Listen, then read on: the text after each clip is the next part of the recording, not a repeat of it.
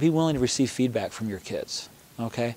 And their feedback isn't always valuable. Sometimes they're just complaining and griping, this isn't fair, blah, blah, blah, wah, wah, wah, tough, But sometimes their feedback really matters. And so every now and then, I'll just ask my kids this randomly, or I'll take them out on what I call hooky dates. I'll skip out of work, I'll take them out of school, and we'll just kind of go get lunch or grab a movie or something and just do something fun.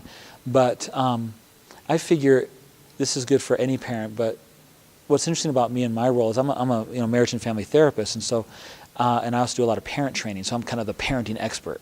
And so I come to workshops like this or conferences, and everybody thinks, oh, Jonathan Sherman, he's so great, he knows all his stuff, he's really fantastic, great insights, all that, blah, blah, blah.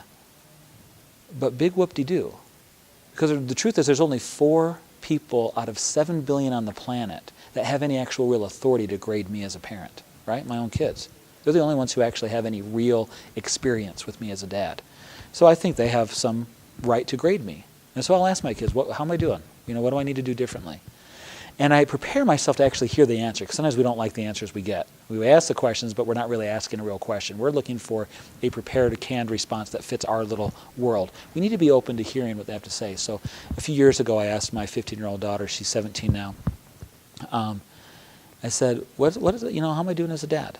What could I, she said this or that, and I said, well, what can I do different or better, And she thought about it, and she said, well, you're a little uptight.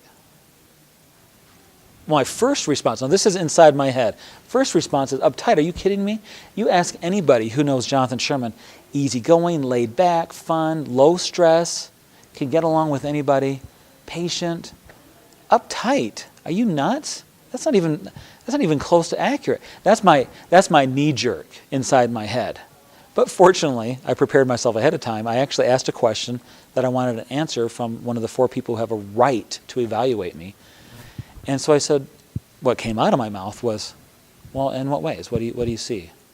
I guess I don't see that, but what do you see? And I can't remember what she said, but she explained 2 or 3 points. And I didn't agree with them 100%, but I agreed with them about 85 to 90%. And I thought, oh my gosh, she saw one of my blind sides. One of my blind spots. I wasn't picking up on that. And she was right. A little humbling. But man, I said, okay, well, honey, well, you know what? That's fair. I'll tell you what. I'm going to really try to pay attention to that, and I'm going to focus on that. In general, but specifically this month, I'm going to really focus on that. And then, a month or so later, I said, hey, by the way, honey, how am I doing on the uptight thing? Where's my grade? She goes, you're about a B. I said, I can live with that. Is a B good enough for you? Yeah, I'm good with a B. Okay, I'm like, cool. Nice, okay. And if I hadn't asked and if I hadn't been open, I would have missed an opportunity to become a better parent. And it wasn't her being critical or negative or mean. It was a fair question, and she gave me a fair answer.